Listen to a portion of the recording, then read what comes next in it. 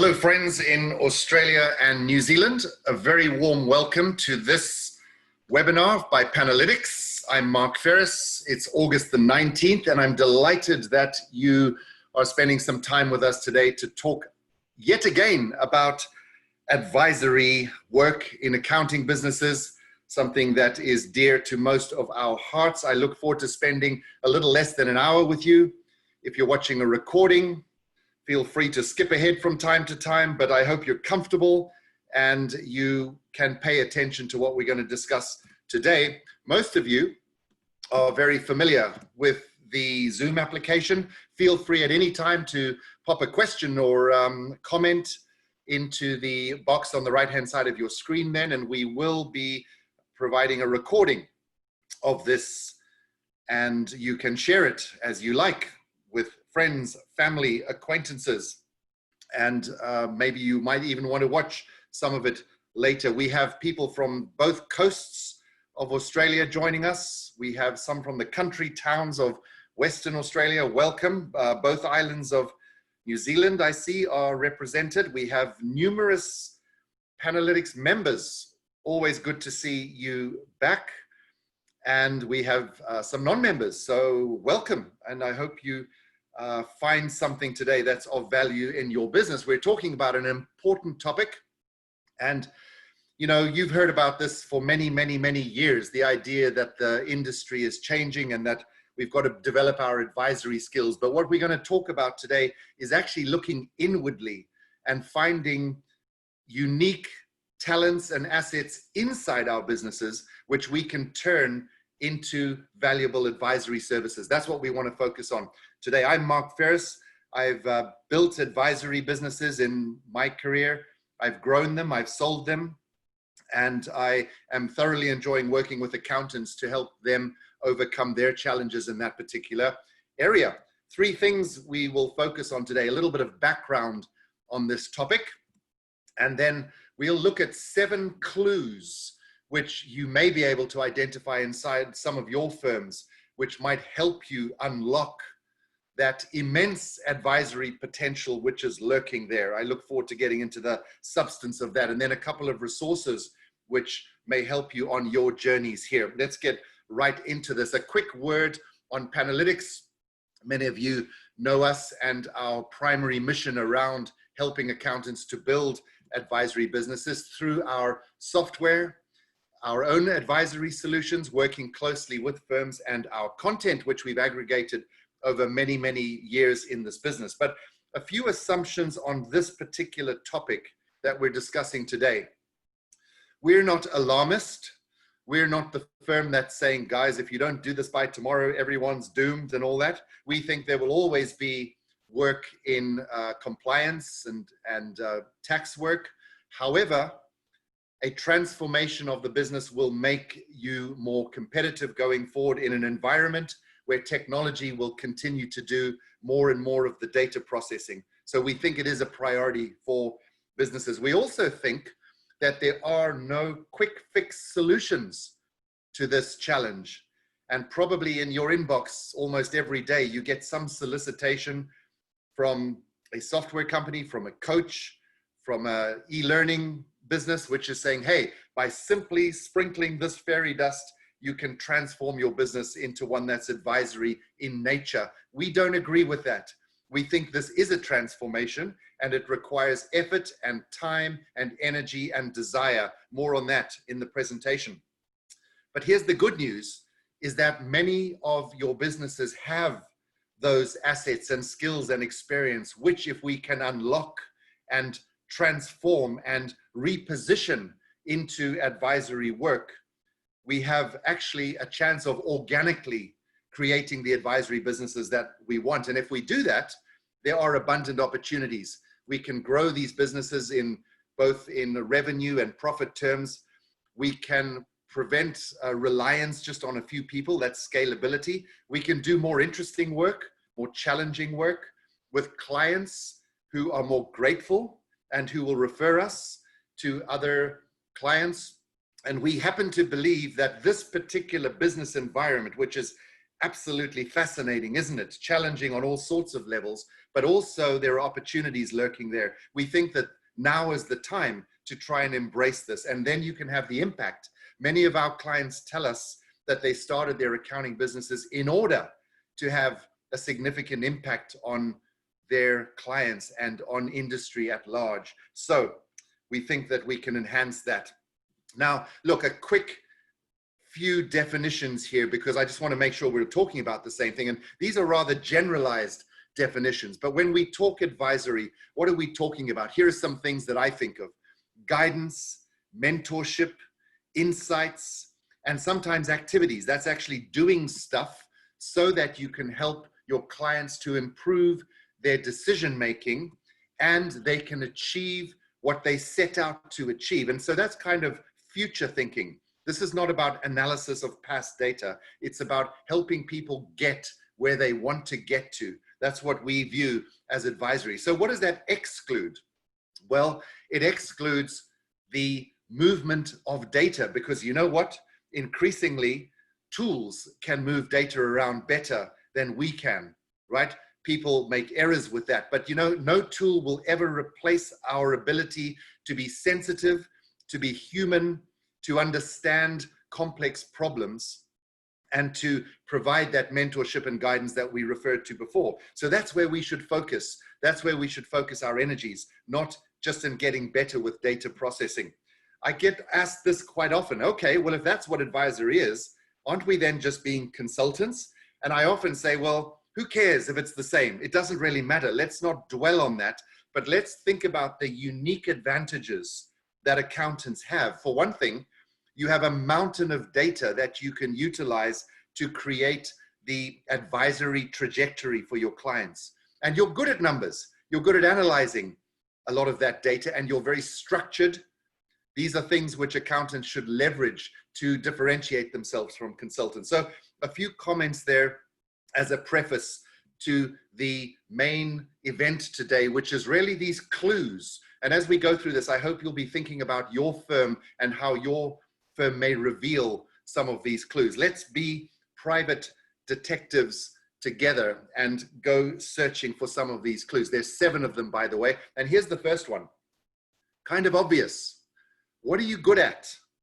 Why would we ask that? Because when we're doing things that we're good at, we tend to have more fun, we enjoy ourselves more, and we tend to succeed more. So in your business, if you think of how, if you're the owner, the manager, the senior partner of the business, what is working really well in your business? Here's some areas that we focus on in Panalytics. Some of you are brilliant at attracting new clients. You understand your market, the needs of the prospective clients. You generate tons of leads, you sell, you talk about your business freely, you develop business in various locations. You're good at that. But some of you are brilliant at managing your existing client relationships. They continue to want to work with you forever. They want to buy more from you. They give you referrals because you communicate sensitively and with impact with your current clients. And some of you have skills in process and systems. You plan, you set out the options, you evaluate them. This could be in the finance function and the human resource function. It could be strategic goal setting, a whole variety of things, but it tends to be systemic. And some of you are great with teams. You attract brilliant, young, smart, amazing people who want to work with you because they buy into your vision, and you create an organization in which they can thrive and they can remain motivated. And some of you are probably good at conceiving and designing products which are really relevant and powerful and impactful in your market. And then you launch those and you price them effectively. And you're designers and innovators in that regard. So which are you? Maybe you have skills across a number of these, but this is a clue as to how we can figure out what we're good at and where we succeed. And we generally find that most people gravitate to one of these. Of course, business owners have to do all of this, but where are we really, really the most effective? If we understand that, we can look across the enterprise more broadly, because it's not just about one person. We should do that personally, but we should also look across our organization because everyone else has something to contribute. And you might think to yourself, what's working in your business? This is a quick reference to the Panalytics tool Strategize. Don't try to read that for 1 second, please. This is a screenshot of our tool Strategize, which identifies those 5 areas. This is optimized processes, you can see there. There's developing products. And if I just take one of these at random, financial reporting, which is process driven, right? This particular firm is scoring itself a 2. And that's on a 7-point scale, where 7 is amazing, extraordinary, and 1 is dire and dismal. So they're on the lower end there. And that means there's scope for improvement. And if you do that across all of these measures, you start to build an understanding not only of where you're succeeding, but where there's scope for improvement. And we do that with firms, and our clients do it with their clients. So this is one way to unlock an understanding of that. But let's move to the next clue. And now we're talking about your client base. You may have heard Panalytics say before, we're big believers in client classification. We're big believers in understanding where there is value in your client base. And some of your clients are defined by attributes such as this: the industry they're in, the stage of development, the revenue, number of people, size, geography, etc. But here's the good news. A lot of our clients think to themselves, well, I've got to come up with an advisory product which is suited to all of my clients. That is not the case. We actually only want to attract the clients who are the future of our firm, the ones that we want to invest in the long term. Those are the ones that we want to create advisory relationships with.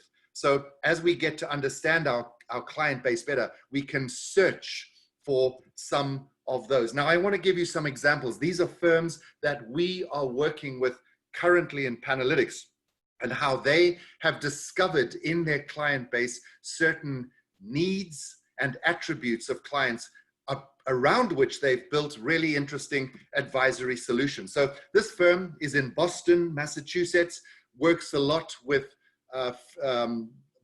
pharmaceutical and medical device companies which are doing business with the government, the US government. And so they have built a practice around government contracting, contract accounting, and the acquittal services that are required by the federal government. We have a client which is actually the merger of 2 firms in Silicon Valley, works extensively with startups, and so inevitably has developed skills and expertise around fundraising and the development of supporting documents, the information memorandum and financial plans which are required. And that's an area of specialty for them. Another California-based firm has a couple of clients which are importers from China, mostly, of automotive parts.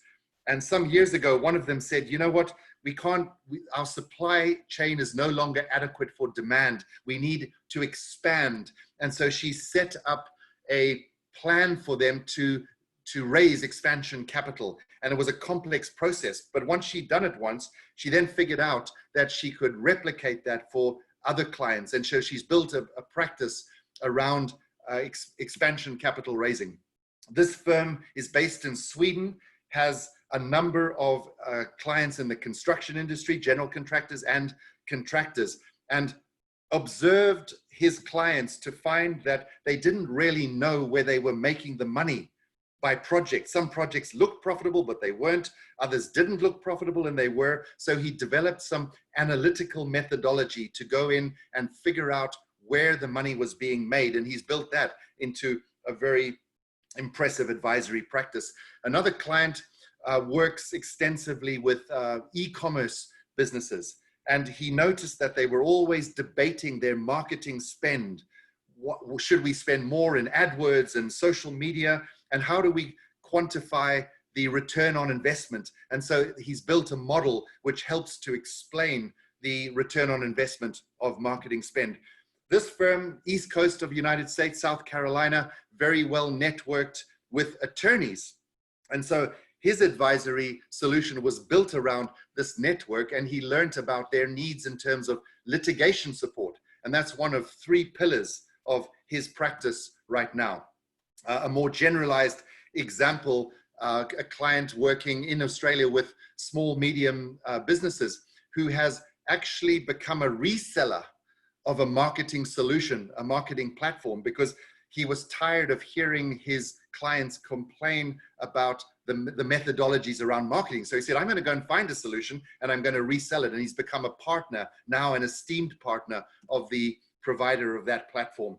Here's a Perth-based firm. I think she may be listening on this call. Welcome.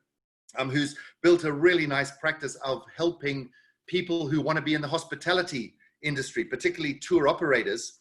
And she started by doing one license application, which required her to put a business plan together, a SWOT analysis, a marketing plan, stuff she'd never done before, but she figured it out.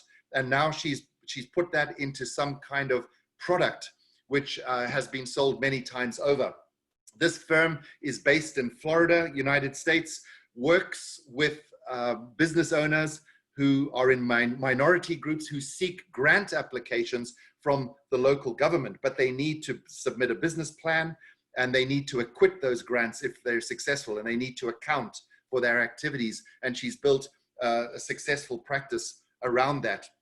And then this is a Melbourne-based firm that we've started working with recently, and a fascinating story about how their practice changed course some years ago when they started working with actually a firm owned by two brothers, which became very distressed and was almost going insolvent. But they figured out some strategies which they've now turned around into what they call their change management practice, which helps businesses that are distressed. So these are some current examples. The point I want to make here is that the advisory solutions which have been developed were driven by the clients and their needs, not the other way around. What is the opportunity in your firm with regard to your clients? We should be exploring that. Now, you may say, yeah, but I'm actually not 100% sure what my clients need.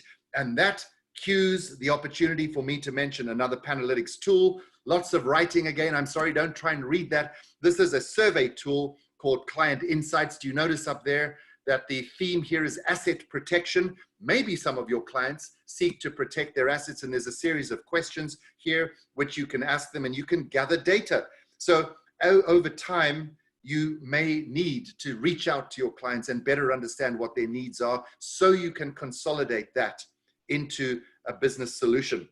Let's look at clue number 3. And this is absolutely critical because in the accounting world, we tend to speak the language of finance, the language of P&Ls and balance sheets, and we sometimes fail to speak the language of business. But for the most part, our clients speak the language of business, and they want partners and advisors who can properly articulate the impact that that advice will have. And here's a statement that I wish every accountant could complete. And I'm going to give you some examples of how we could complete this. Imagine, I just want you to think about this now. If you could call up any one of your clients, particularly your A-list clients, and say, you know what, I'd like to have a conversation because I think I can save you money.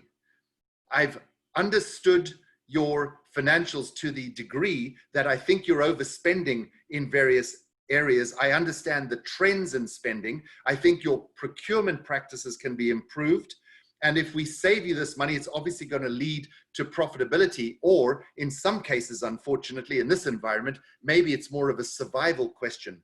But here you are leveraging your access to that data in order to express exactly a very powerful thing that you can do for your clients, saving money. Perhaps you can help your clients to grow because the analysis of the products that they're selling, where they're making the money, which customers are buying, which customers are not buying, which customers are buying repeatedly, which customers are buying the big items they sell, and what a 1% change in pricing would do in this business. If you can model that, maybe you can go with a compelling proposition to your clients as to how you can help them grow their business. And what can be better music to the ears of your client than that, right? Now, here's another one. I think I can help you grow the value of your business, the enterprise value, because we understand the internal drivers of value, which are the mechanics of your business, which drive that value. We also understand the market somewhat and how the market will reward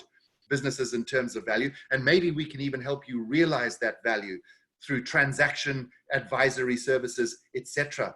That's going to get certain people excited, especially those who have exit aspirations. Maybe you can help to identify and evaluate new opportunities in a business. These are probably strategic in nature. What if you were to acquire another firm or raise much more capital to fund your growth or create alliances, and you can model the outcomes that might occur there? Or I think I can help you mitigate the existing risks in your business. We've assessed the risk. They could be regulatory, they could be financial. You're going to run out of cash in 6 months, but we can mitigate that risk by taking the following steps. It's not enough to just say, I've done a cash flow forecast. We want you to take the following steps in order to mitigate the risks which are going to evolve over time. And here's one, because many of you have smaller clients where the owners are thinking, why am I working so hard? Or why am I working on the stuff I don't want to work on? Some of you are probably thinking that from time to time, right? But if you can figure out ways in terms of improved process or improved prioritization in their business, perhaps you can present them with more clarity, which enables them to improve their lifestyles. And who doesn't want that? You've got a client for life if you can help them to design the lifestyle that they want. So those are some, in the language of business, those are some ideas that you may want to take out to your clients. Hey, a plug for another Panalytics tool. This is called Growth Equation. Some of you are using it now. And what we're discussing here are the mechanics of a business and the drivers which create success in the business. The drivers are listed down there. You can see revenue per existing customer, how much you're deriving on an annual basis from your customers, or how many customers you lose as a percentage of the total, that's churn, or lead generation, how many new business opportunities you derive in any given period, right? And if we understand the quantum of those, in this case, $5,000 revenue per existing customer or 10% churn, we can also start to speculate on the potential in those areas. And this is where you have a very important and powerful conversation with your clients, where you explore what they can possibly achieve in these particular areas. So here, the client is saying, well, I think I could get 10% more out of my existing customers on average. Is that a 10% price increase? Probably not. It's probably bundling some additional services. It could be a price increase as well. It could be a combination. You don't have to know those answers, but you have to know how to ask the questions to challenge your client. And if we understand this, we can then predict and model the outcomes of this analysis.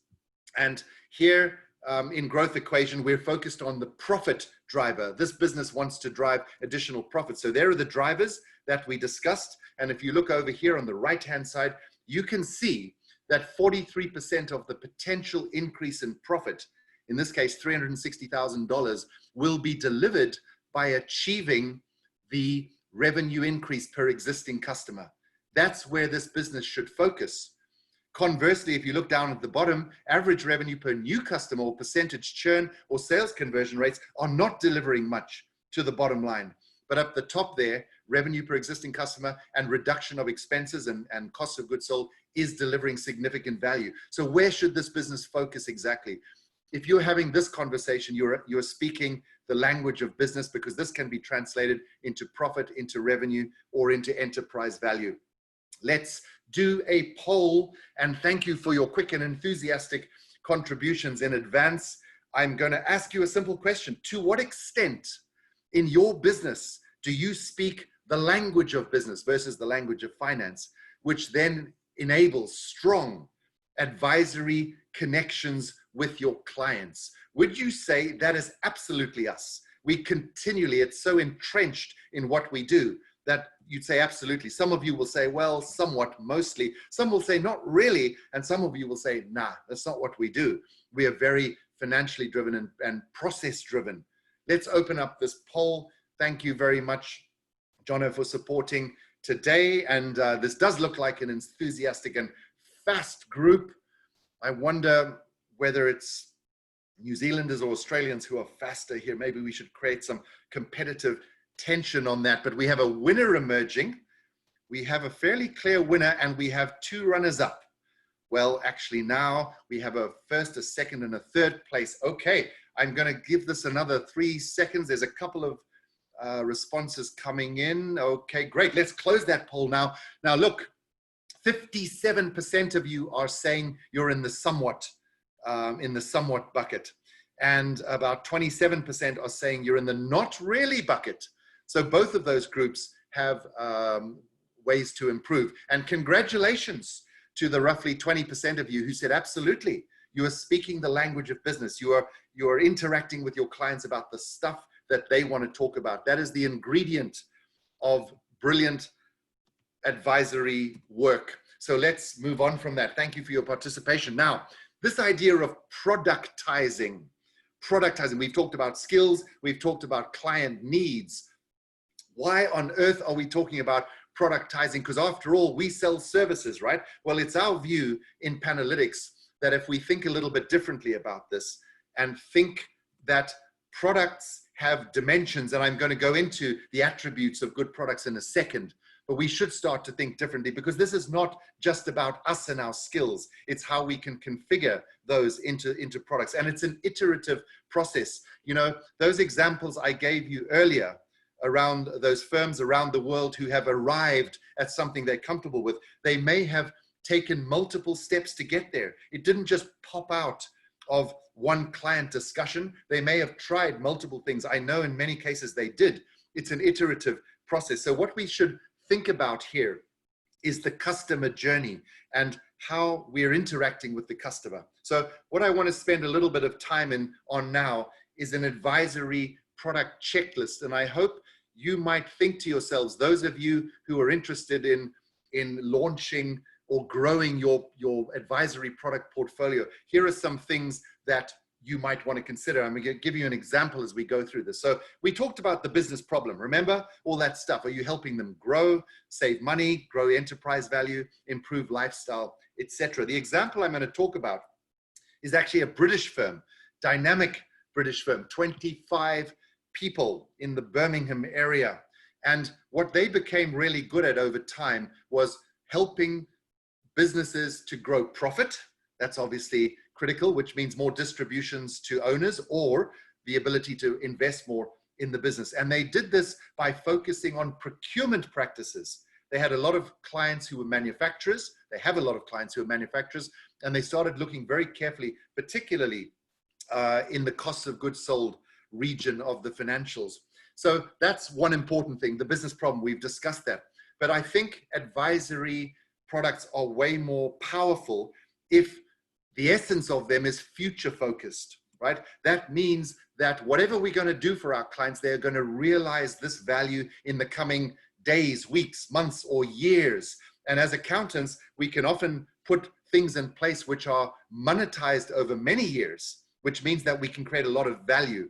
In this case, the UK firm, that profit increase is certainly realized in the next fiscal year, but it has a trailing opportunity into future years.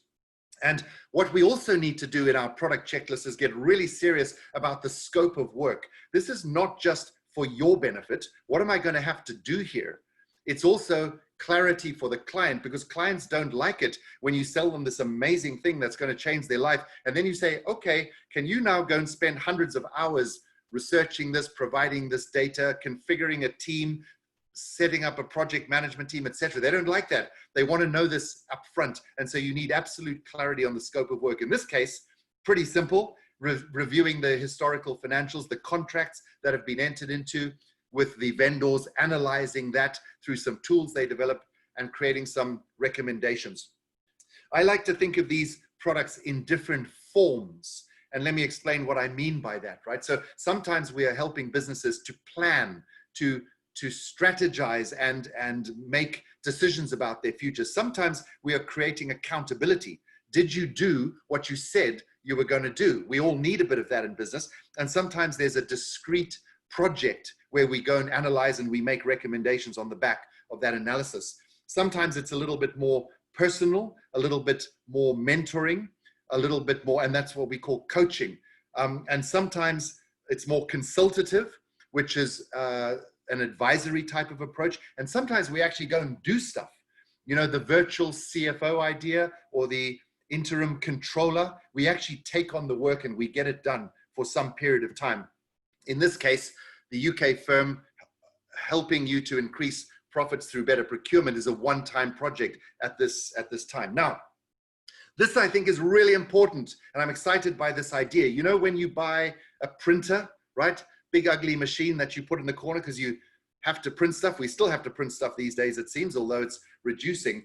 The printer company knows full well that at some point you're going to come back to them for paper, right? So that's the next product they're going to sell you. And then later you're going to go back to them for some ink replacements, right? Ink jets. And then later you're going to have to service that printer, right? So there's a trail here of products. There's a sequence. This is the customer journey that they expect you to go on. So when we design advisory products, I think it's exactly the same thing. At what point are you equipped? What has happened in the past which equips you to propose on this particular advisory product? And for this client in the UK, it's pretty simple. We've done your annual accounting for the last year. We now have enough information to propose this next product for you, right? So think about this as a process, as a customer journey. And if we're talking about the prior product, why don't we think of the next product, right? What are we going to sell after this? Because the product that you currently are selling should derive some additional opportunities. In the case of the procurement product, what they do is they say, okay, we can save you this money. We've analyzed that, but now what are you going to do about it? Are you going to go through a competitive bidding process with your existing vendors and find some new vendors and put out the specifications for the work and manage that process? Hey, why don't we do that for you? And this is the next product that they sell. So it's a beautiful stream that they've created. Of course, if we can measure accurately the output of our work, that's very powerful. And if we can do that in dollar terms, all the better. So in this case, we're focused here on gross profit. And, you know, let's go back to that idea that machines process data, but advisors advise. And part of advising is helping your client to change their behavior in a positive way, because then you've created habits which can create value over a long period of time, right? So that's what advisors do. We help our clients to change the way in which they do things. And in this case, what they started to see is that when their clients took on new vendors, they evaluated them based on the criteria which had been established in the earlier projects. They had actually added value in ways which were peripheral to the core product that had been sold. And that's a very powerful notion, and why you should get very well paid for this kind of work. Building on an existing skill set is helpful, not absolutely essential, but it's helpful, and it reduces the risk if you can leverage some of the current skills and experience. By the way, that experience might have happened in a past life, 5 years, 10 years, 15 years ago in a previous job. In the case of this UK client, they had completed projects in this area. They never thought about it as an advisory product. They just did what the client told them. And then one day they said, hey, we've done this twice. And if you do things twice, it might mean that there's something in it. If you do it 3 times, there's absolutely something in it. And that's when it became a product. You know, any other business, especially manufacturers, they have this thing called a product roadmap. And the things we're talking about here are very well documented. And there's a lot of rigor put around this, because this is a continuous process. This is what makes it exciting.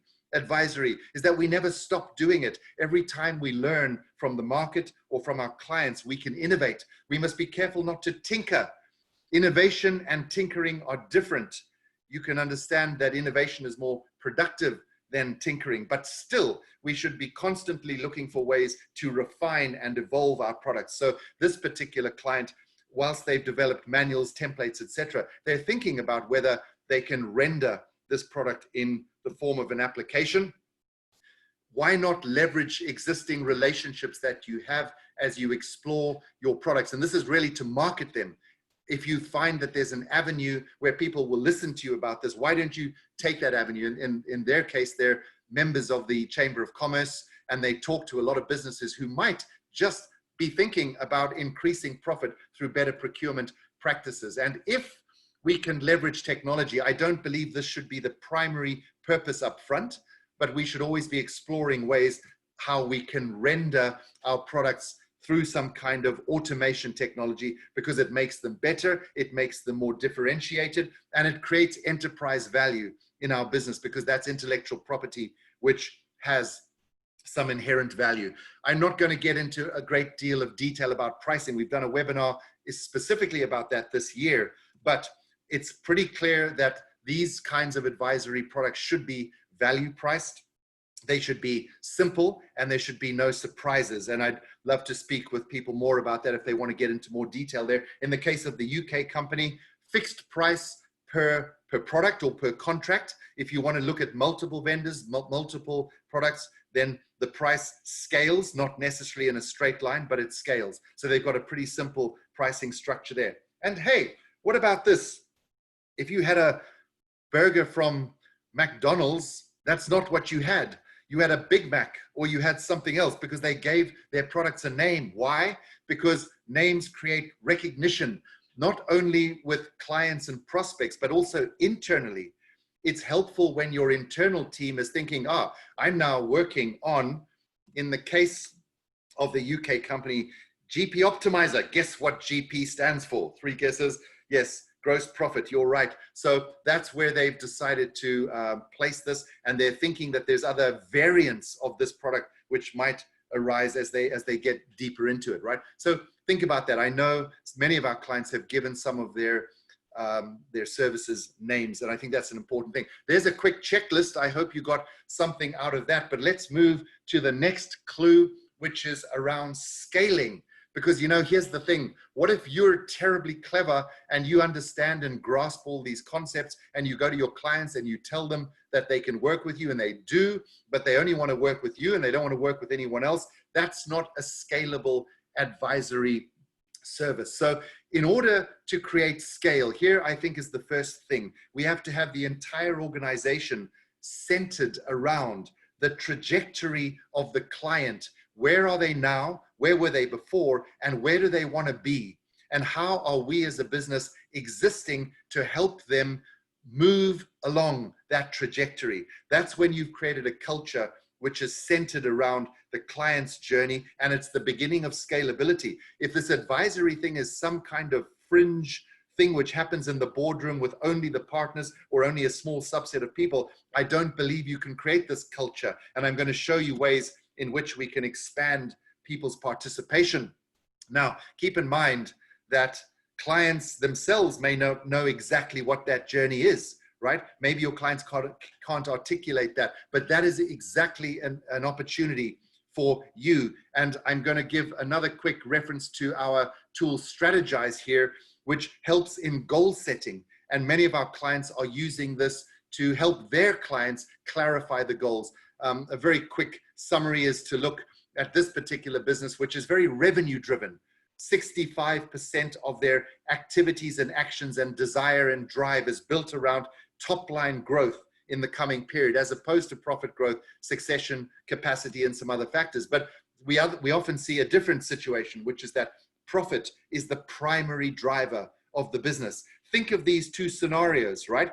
The actions that you might take, like Uber would be an example here, where it's all about top line growth to grow the enterprise value of a business. But another business would be saying, I want to take money out. I want to create profitability. And then still others would say that it's more about efficiency, utilization of their assets in the most efficient ways to create capacity in their business. And that's greater than revenue and profit, and maybe lifestyle in that case. So those are quick examples of how you can help your clients discover the trajectory and the course that they're on.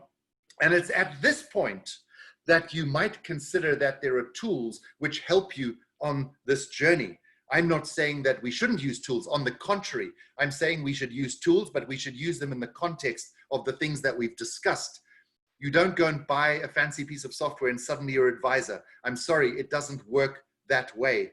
A carpenter who goes and buys a hammer does not necessarily go and build a beautiful house. There's a whole lot of other stuff we have to understand, but we are advocates of using tools, hopefully Panalytics tools, but there are many credible tools in the market. And at this point, you can create scale by training your team to be effective. Now, I want you to think for a second about the advisory cycle. Now, this is where we're getting to that point that everyone's different in your firm. Everyone has different skills, and they may be able to play a part in the advisory cycle. So let's look at what we mean by that advisory cycle. Here is a typical, perhaps usual way in which an advisory project might come about in your firm. It starts with you saying, hey, which clients should we target? Because we've got some ideas now. Who shouldn't we target? Let's eliminate the ones that are not prospects for us, and let's factor in, focus in on a couple that are most interesting to us.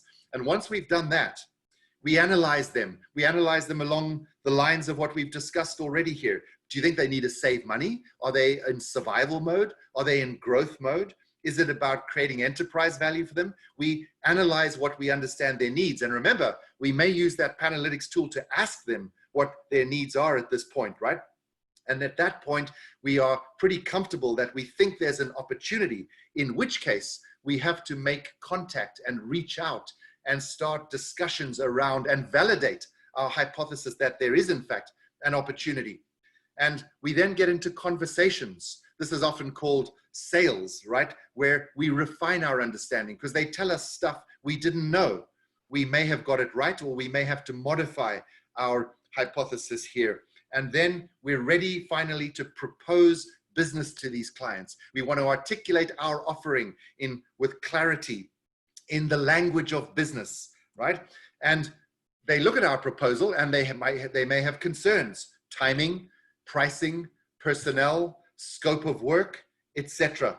Right? And so we respond to those concerns. And somewhere along this process, we might have to engage our technicians, our technical team, our experts, because it's quite likely that the people who are good in selling are not necessarily the ones who are going to be good in delivering or have the technical skills. So we have to interact with them and help their skills to be channeled into this process.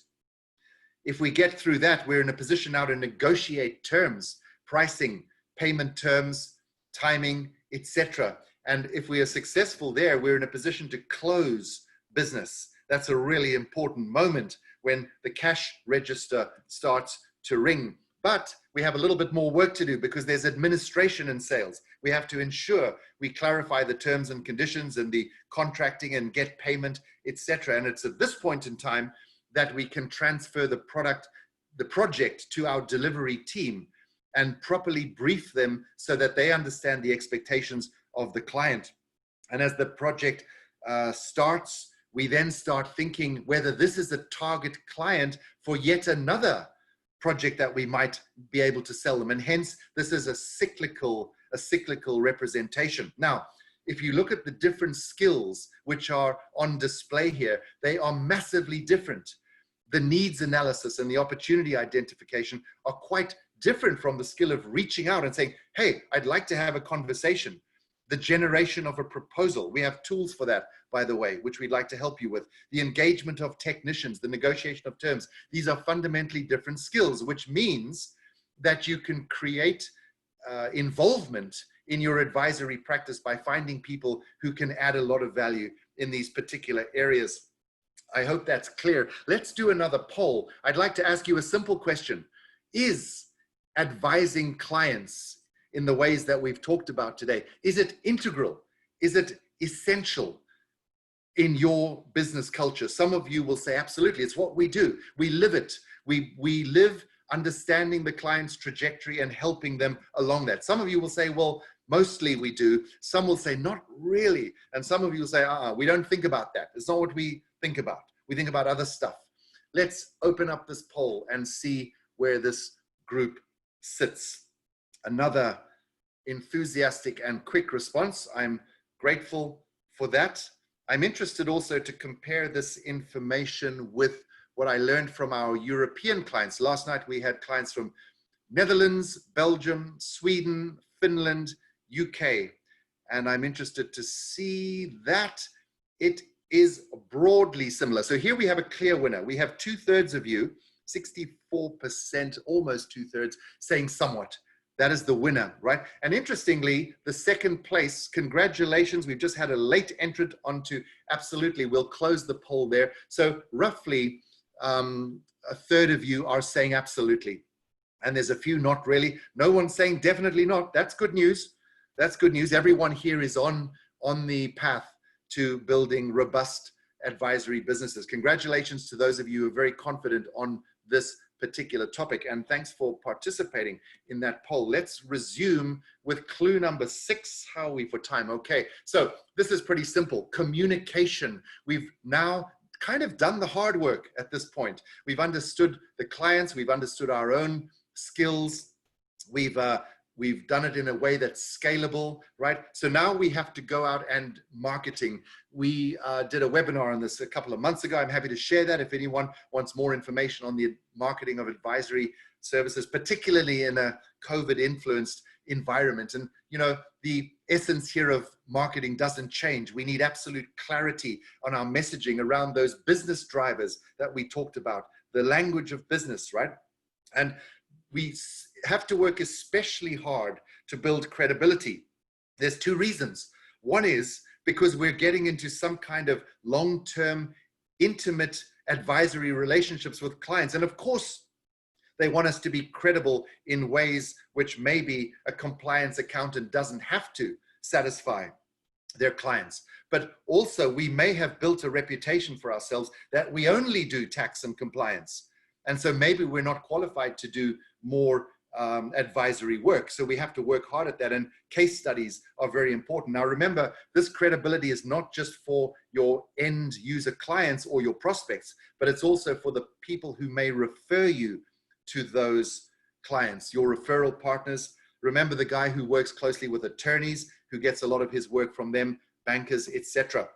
And in your business development activities, when you go out and speak at the local Chamber of Commerce or your business groups, we want to take this very clear messaging out. So you can say, look, we're the firm who has successfully increased the profitability among a number of manufacturing clients through better procurement processes. That's what we do, and we're very good at it. And if you'd like to understand more, let's have a discussion. So that's all about clarity of messaging. I'm on the last clue now. Thanks for your patience. This is pretty simple, but it's really important.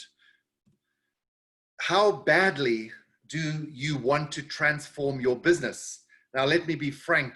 I think we work with some businesses who feel, well, this is a kind of dialogue we should be having in our firm to transform to advisory, because there's a rationale for doing that. But honestly, they're pulling out enough money. They're basically broadly happy enough. They have other priorities, which are like, how do I work less? There's nothing wrong with that. I'm not judging this at all, but I am insisting upon absolute clarity when we work with the client to understand the degree to which they desire to go down this path. Some of them are fortunately dissatisfied with their current situation. It could be, particularly among our US clients, I find, the seasonality of their business, where they work extraordinarily hard at different periods of the year. And we also search around the degree these clients have some appetite for risk, because we feel that's important. This is not a simple, you get on the escalator and you suddenly become an advisor. You just follow the path and it'll happen. You may have to take some risks. You may have some failed projects. You may have some failed client relationships, but that is empowering. And if you have the risk appetite for that, and I urge you to find that if you truly want to transform your businesses, because the rewards are considerable, such as the enjoyment that you can derive from working with clients where you are making the impact. You know, the clients who told us we want to make a significant impact on our clients and our ecosystem. I don't know how. I think advisory needs to play some part in that if you're going to do that.